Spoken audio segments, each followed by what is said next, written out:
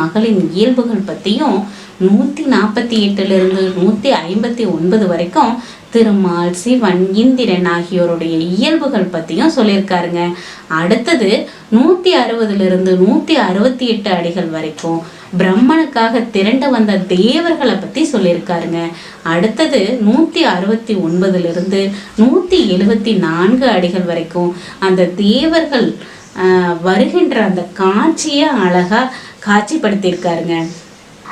அடுத்ததா பார்த்தீங்கன்னா 175 176 அடிகளுக்குள்ளார முருகன் மடந்தையோட அந்த வீட்டிற்கு கூடிய காட்சியை தான் காட்சிப்படுத்தியிருக்காருங்க.